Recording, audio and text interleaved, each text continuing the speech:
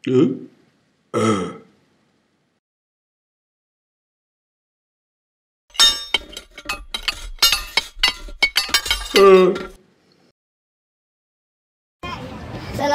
warahmatullahi wabarakatuh.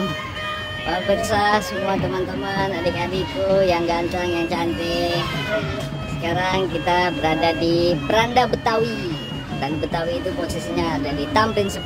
Di sini ada tempat kuliner Betawi, ada keran telur dan lain sebagainya. Kita lihat di sini ada ondel-ondel, ondelnya cakep banget. Ondel-ondelnya itu kedoknya tulisan beranda. Keren. Kedok lakinya tulisan beranda. Wah, bajunya juga bagus, orange, warna Jakarta Persija. Di sampingnya ada senator kita, senator DKI DKI Jakarta, Ibu Silviana Murni. Wah, cocok, serasi banget tuh, cocok banget deh pokoknya. Nah, terus ada lagi nih, yang perempuan. Yang perempuan kedoknya tulisannya Betawi. Kalau yang laki tulisannya beranda, kalau yang perempuan tulisannya Betawi. Jadinya kalau disambung Beranda Betawi. Wah, keren banget. Ini ondel-ondel persembahan dari komunitas ondel-ondel DKI Jakarta. Kita buat karena kompak. Keren lah, ada tai lalatnya, giginya ada biasanya. Wah, bulu matanya anti badai.